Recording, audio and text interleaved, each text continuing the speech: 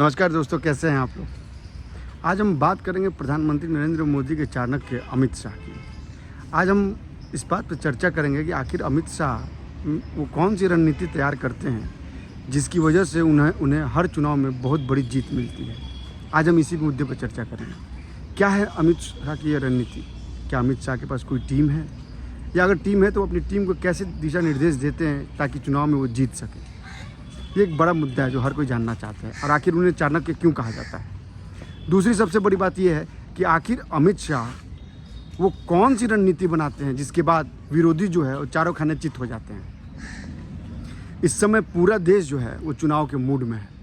लोकसभा चुनाव अगले साल होने वाले हैं, लेकिन मूड अभी से बनना शुरू हो गया है। और लोकसभा चुनाव से पहले जो सबसे 5 राज्य इंपॉर्टेंट है वहाँ चुनाव होने वाले हैं।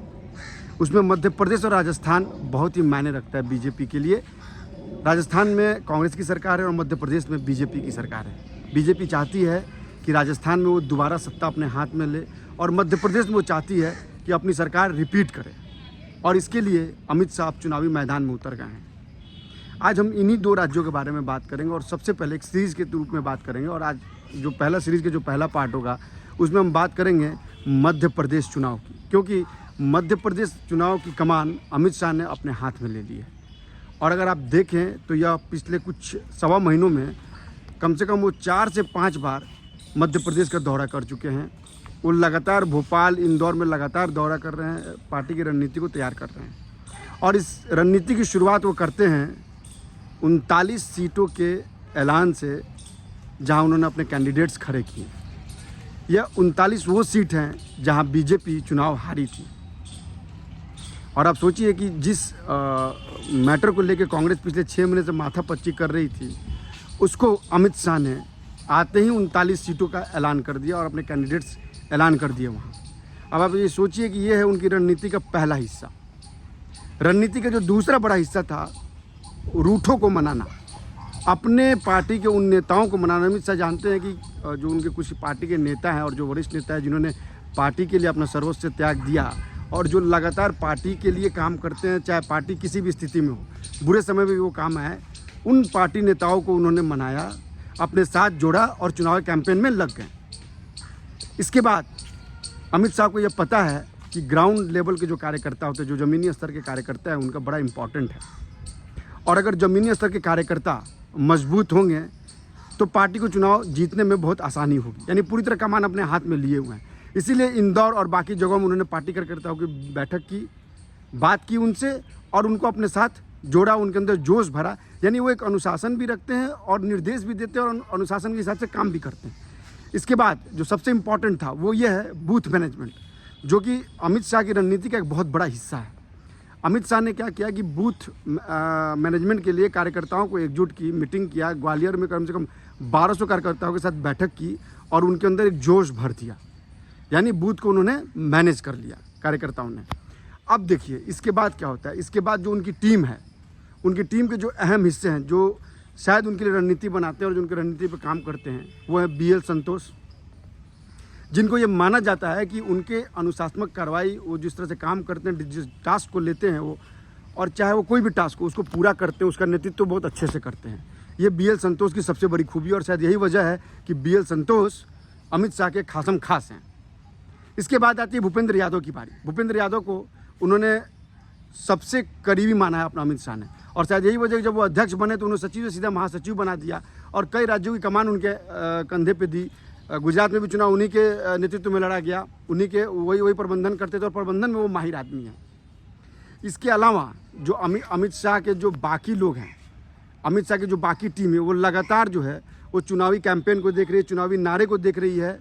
और इस तरह से बीजेपी के जो चाणक्य अमित शाह हैं, उन्होंने एक तरह से समझिए तो आप उसमें आप बिना सेंध लगाए उस रणनीति को तैयार किया। इसमें कोई सेंध नहीं लगा सकता है। और इनके रणनीति की वजह से कांग्रेस के पसीने छूटने लगे हैं। कांग्रेस को ये समझ में नहीं आ रहा कि आखिर अमित शाह की इस प्लान को कैसे क्रॉस किया जाए। इसके बाद अमित शाह ने जो फोकस किया है वो आदिवासी समूह पर फोकस किया है, आदिवासी बहुल्य एरिया पर फोकस किया है, जहाँ बीजेपी को करारी हार मिली थी। वहाँ पर अमित शाह ने फोकस किया, वहाँ के कार्यकर्ताओं से बात की, वहाँ के बूथ कार्यकर्ताओं से बात की है और वहाँ पे स्ट्रॉन्ग कैंडिडेट को खड़ा करने की बात चल रही है। यानी CABCD यानी C और D उन्होंने कर दिया है बी और ए करना है। ए का मतलब जहाँ बीजेपी जो है वो पूरी तरह जीतती है, वहाँ जहाँ पे उसको लगता है कि भाई यहाँ पे कोई हार की बहुत ज़्यादा गुंजाइश नहीं है। बी में जहाँ पे बहुत कम मतों से चुनाव हारे थे। सी में जहाँ उनको वोट तो मिला था लेकिन वो सीट में कन्वर्ट नहीं हो पाया। इस फॉर्मूला पे बीजेपी और अमित शाह काम कर रहे हैं। आप सोचिए, गुजरात का एक नेता पूरे देश के लिए रणनीति बनाता है, हर राज्य में उसकी पैठ होती है, और ये सिर्फ क्या है, अनुशासन और उनकी टीम जो रणनीति बनाते हैं उस पर वो काम करते हैं, और जिसकी वजह से बीजेपी को जीत आसानी से मिलती है। इसके अलावा जो उन्होंने सबसे बड़ा काम किया है, पहली बार उन्होंने सांसदों को ये कहा है कि भाई विधानसभा का चुनाव है, इसलिए आप ये मत सोचिए कि ये विधानसभा का चुनाव है, आप इसमें आपकी हिस्सेदारी नहीं है।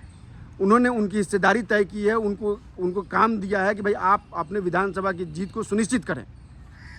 और जो एक नया एक्सपेरिमेंट किया गया है वो ये किया गया है कि दूसरे राज्यों के कम से कम 200 से ज़्यादा विधायकों को राज्य में भेजा गया है रिपोर्ट के लिए, ग्राउंड रिपोर्ट देखने के लिए कि आखिर वहाँ रिपोर्ट क्या चल रही है, कैसा चल रहा है।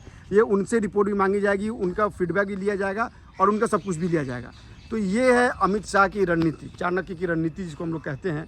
और इस रणनीति पे अमित शाह लगातार काम कर रहे हैं, योजनाएं बना रहे हैं, रणनीति तैयार कर रहे हैं, बूथ कार्यकर्ताओं से मिल रहे हैं, सांसदों से मिल रहे हैं, विधायकों से मिल रहे हैं। सोचिए, एक चुनाव मध्य प्रदेश का, जबकि आपको मैं बता दूं कि मध्य प्रदेश में बीजेपी के जो मुख्यमंत्री हैं शिवराज सिंह चौहान, उनकी छवि बहुत अच्छी है।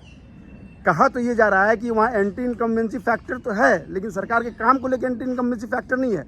लोग ये कह रहे हैं कि लोग चेहरे से उब गए हैं शिवराज सिंह चौहान के। हालांकि शिवराज सिंह चौहान बहुत पॉपुलर नेता हैं, बीजेपी के कद्दावर नेता है, संघ के भी बहुत दुलरुआ हैं, लिहाजा उनके साथ कंधे में कंधे मिलाकर अमित शाह जो है इस चुनावी रणनीति को अमली जामा पहना रहे हैं। और जानकारों का मानना है, जो जानकार हैं, जो वहाँ के लोकल पत्रकार हैं, उनका भी कहना है कि जिस तरह से अमित शाह रणनीति बना रहे हैं और जिस तरह से मध्य प्रदेश का दौरा कर रहे हैं, इससे तो ऐसा लगता है कि बीजेपी की यहाँ जीत सुनिश्चित है। कांग्रेस जो है वो मनी मन चारों खाने चित हो गई है।